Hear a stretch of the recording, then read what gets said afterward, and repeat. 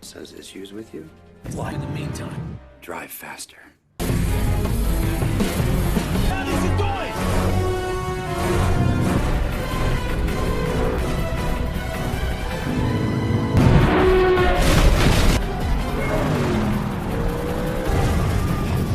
You're so mean to me. Get down! Shoot it there!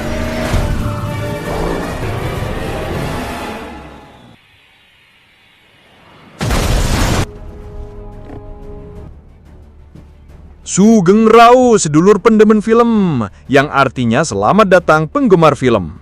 Halo dulur, piye kabare? Gabut? Kesini nonton channel Clip 7. Kenalin, aku si Jack, owner tanpa pegawai di channel Clip 7, yang bakal bikin hari-hari gabutmu jadi lebih berwarna, atau mungkin tambah kisruh. Kali ini, kita bakal menceritakan film yang judulnya bikin kita mikir, ini sopir taksi online apa kurir paket ya? Yep, kita ngomongin Transporter 3 yang rilis di tahun 2008. Sebagai kelanjutan dari Transporter 2 2005, di film sebelumnya itu, si Frank Martin yang pensiun dari jadi pengantar paket malah nyambi jadi sopir keluarga di Miami. Lah kok anak yang dia antar malah diculik gangster. Usut punya usut, dalangnya itu si Lola, cewek pirang yang sadisnya naudzubillah, sama pacarnya yang juga penjahat kelas kakap.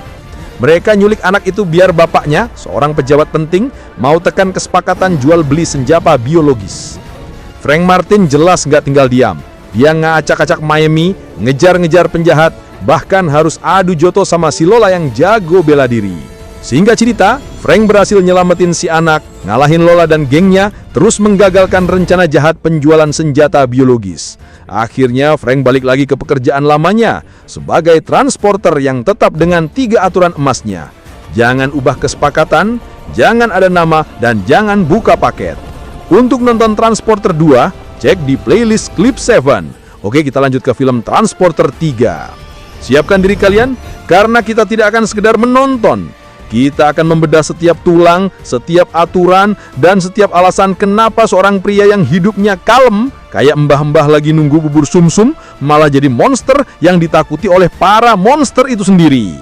Langsung saja, karena waktu adalah uang, dan spoiler adalah emas, jadi kita nggak akan buang-buang duluannya.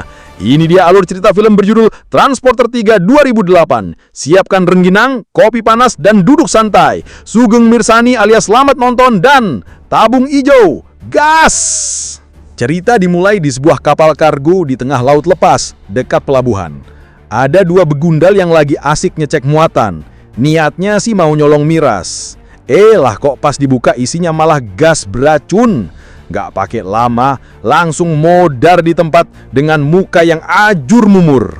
Beralih ke darat, ada sopir Audi hitam yang lagi diperiksa paspornya di perbatasan. Sementara itu, Frank Martin, si jagoan kita yang diperankan Jason Statham, lagi asik mancing bareng Inspektur Tarkoni. Saking asiknya mancing, Inspektur malah ketiduran. Sopir Audi tadi namanya Malcolm, ternyata lagi kena apes lagi. Pas diperiksa mobilnya, di jok belakang ada cewek manis lagi tidur pules. Namanya Valentina. Panik si Malcolm langsung tancap gas. Jadilah adegan kejar-kejaran ala film Hollywood. Mobil polisi pada ngejar kayak ngejar diskon gede-gedean di mall. Pas lagi asik ngejar-ngejar, Inspektur Tarkoni malah ditelepon bosnya. Disuruh nangkap mobil Audi hitam yang baru aja kabur. Wah, wis kabeh masalah metu bareng janjaniki. Pindah ke Ukraina. Di bandara, ada sosok jahat bernama Johnson dengan tampang serius kayak lagi nunggak cicilan. Pas di pemeriksaan imigrasi, dia ngaku mau urusan bisnis perlindungan lingkungan. Lah, muka preman kok ngurusin lingkungan, ora cocok belas. Sementara itu, Pak Menteri Ukraina lagi diwawancarai soal konferensi pencemaran lingkungan. Begitu masuk ruangan, dia dapat kiriman paket misterius. Isinya HP. Nggak pakai lama, HP itu bunyi. Ternyata telepon dari Johnson.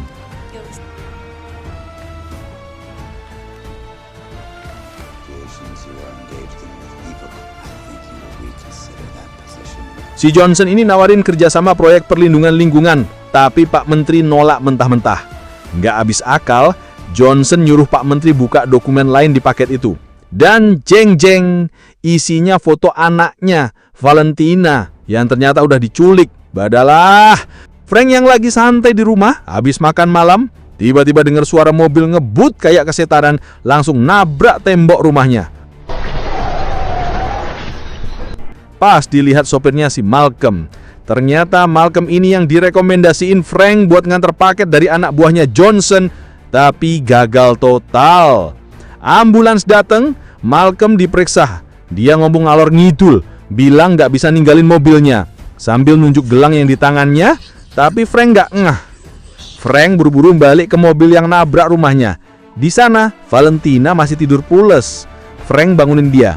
Pas mau diajak keluar, Valentina juga ngomong hal yang sama kayak Malcolm. Nggak bisa ninggalin mobilnya. Frank makin bingung setengah mati. Iki wis ngelindur apa pide? Valentina jelasin bukan mobilnya yang spesial, tapi gelang yang mereka pakai itu bakal meledak kalau menjauh dari mobil. Frank langsung sadar, Malcolm juga pakai gelang yang sama. Ngenes tenan nasibnya Malcolm. Belum sempat Frank mikir, tiba-tiba dipukul dari belakang sampai pingsan. Dalam pingsannya dia ingat kata-kata Valentina, jangan percaya siapapun.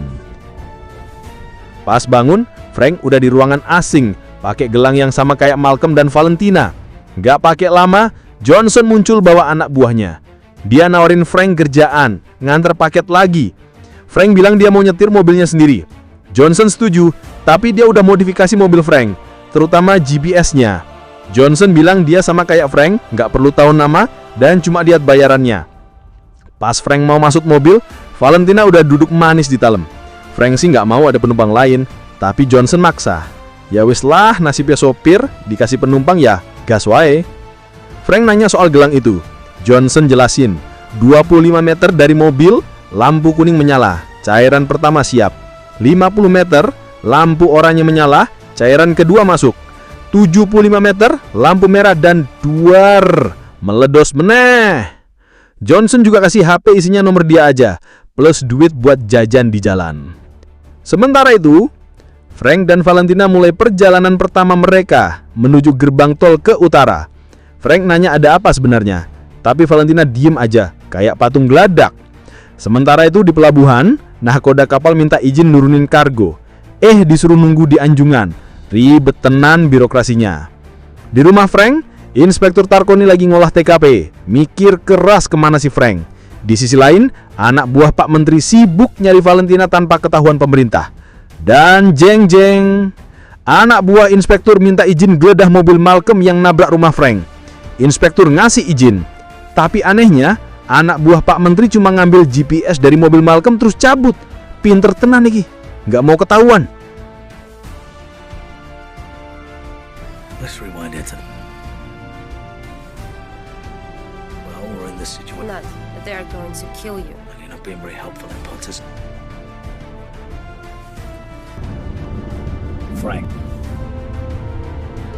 Frank nyampe gerbang tol pertama, nelpon Johnson. Johnson ngasih tujuan selanjutnya, Budapest. Di jalan, Frank tiba-tiba berhentiin mobil. Dia minta Valentina kenalan lagi, yang bener. Valentina malah nanya aturan pertama Frank yang gak boleh nyebut nama, tapi Frank udah hapus aturan itu. Frank ngasih tahu namanya, tapi Valentina masih eman-eman ngasih tahu namanya. Baru pas Frank bilang mereka sama-sama dalam masalah dan bakal dibunuh, Valentina akhirnya ngaku namanya. Akhirnya kenalan juga. Dari tadi cuma diem-diem bae. Di atas sesines, inspektur masih sibuk di mobil Malcolm. Anak buahnya ngasih tahu ada alat perekam kecepatan di jalan ke Wato yang berhasil moto mobil Mercy hitam yang nembak sopir mobil Malcolm. Inspektur langsung nyuruh anak buahnya hubungin polisi Jerman. Gerak cepet kayak ninja. Pada waktu Frank dan Valentina lagi di jalan ke Bucharest, mereka malah ngobrolin makanan. Valentina kelaparan. Dasar cewek, soal makan nomor 1. Tiba-tiba Frank belokin mobil, mau nyari orang yang tahu soal gelang itu. GPS mobil ngirim sinyal ke Johnson. Johnson langsung nyuruh anak buahnya ngejar Frank biar balik jalur. Frank ketemu teman lamanya, Otto. Gak pakai basa-basi, Frank nunjukin gelang di tangannya. Otto bilang itu teknologi terbaru, pakai magnet. Valentina ngingetin Frank jangan ngakuin ini, tapi Frank cuek. Gak lama, anak buah Johnson muncul ngasih peringatan biar Frank balik jalan. Frank pura-pura ngecek mobilnya. Anak buah Johnson gak percaya. Ya mesto, gelut wae. terjadilah perkelahian brutal. Frank diserang dari segala arah, tapi dengan skill gelut yang tingkat dewa, Frank berhasil ngalahin semua anak buah Johnson. Wes tau koya banteng ketanton kabeh dibantai.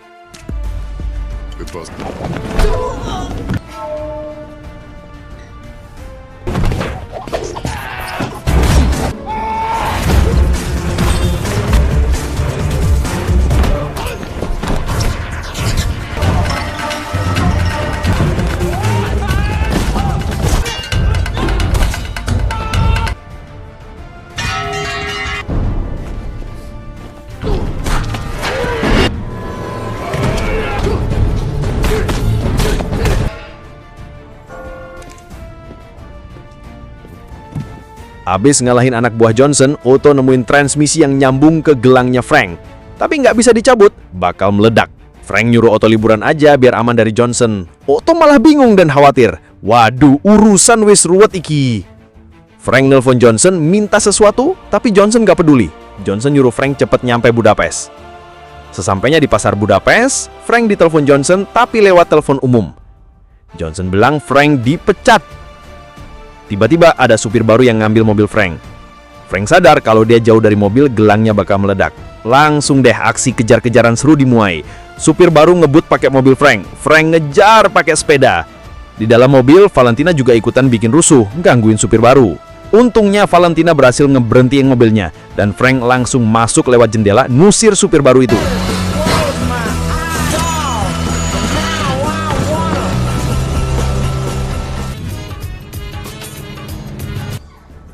Busy too.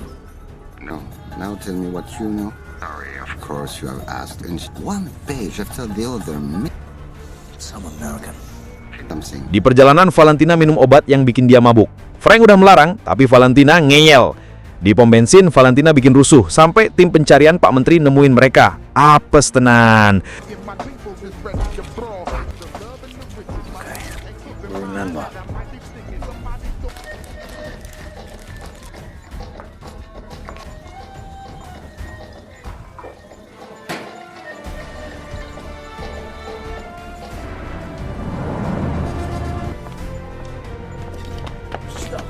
Jadilah aksi kejar-kejaran lagi. Frank dihadang 2 truk kontainer. Dengan skill dewa, Frank miringin mobilnya biar bisa nyalip di antara 2 truk itu. Edan kayak di film Fast and Furious.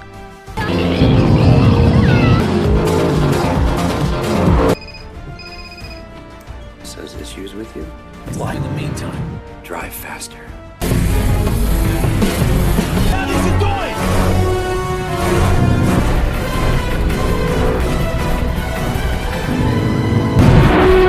Setelah berhasil lolos, Mercy hitam masih ngejar.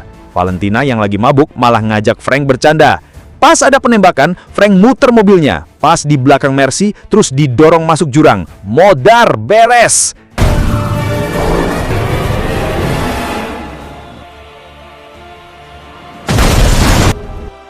Aksi kejar-kejaran selesai. Valentina yang lagi mabuk mulai ngerayu Frank buat bercocok tanam. Frank awalnya nolak, nyuruh Valentina fokus sama masalah. Pas Frank ngecek paket di bagasi, isinya cuma buku. Frank nyadar paket sebenarnya ya Valentina sendiri.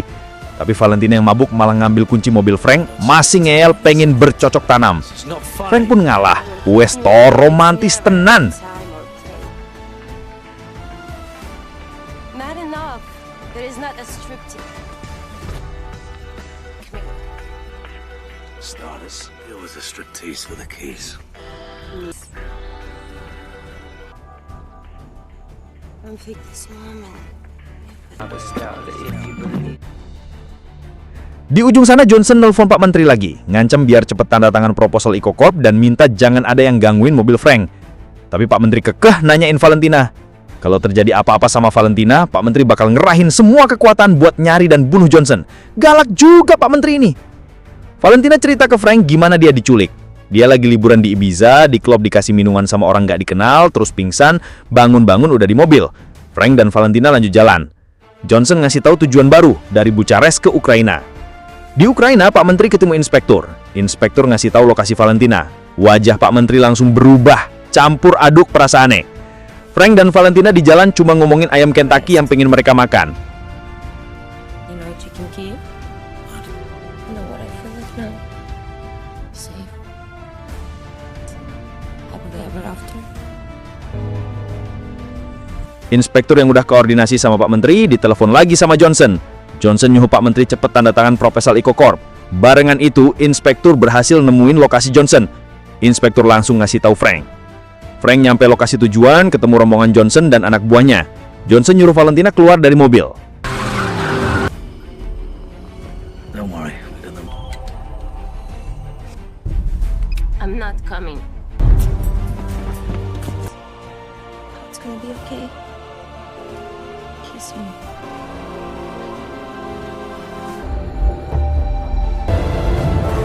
Valentina khawatir Frank bakal dibunuh. Tapi Frank meyakinkan Valentina kalau dia nggak bakal mati. Valentina pun keluar. Pas Valentina udah di tangan Johnson, Johnson langsung nyuruh anak buahnya habisin Frank.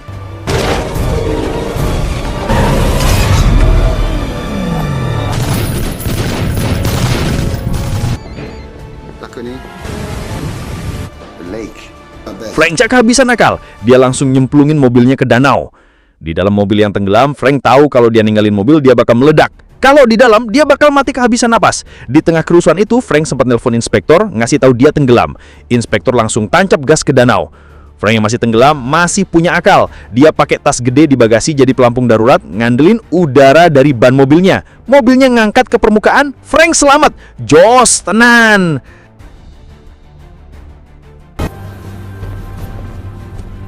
For half an hour.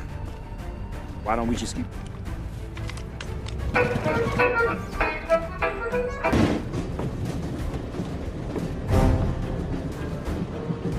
Sementara itu, Johnson, Valentina, dan anak buahnya pergi ke stasiun kereta mau kabur pakai kereta.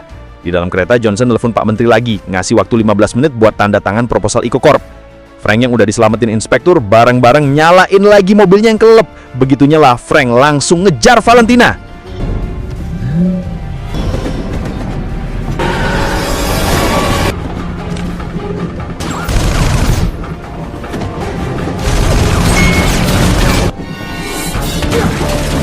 Pak Menteri lagi ngulur waktu nunggu kabar dari inspektur. Frank masih berusaha ngejar kereta.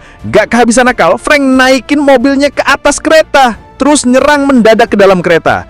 Frank dihujani peluru sama anak buah Johnson sampai tersudut. Valentina langsung berusaha kabur dari Johnson. Despite your talent, I'd like to offer... I hate to waste time, Frank.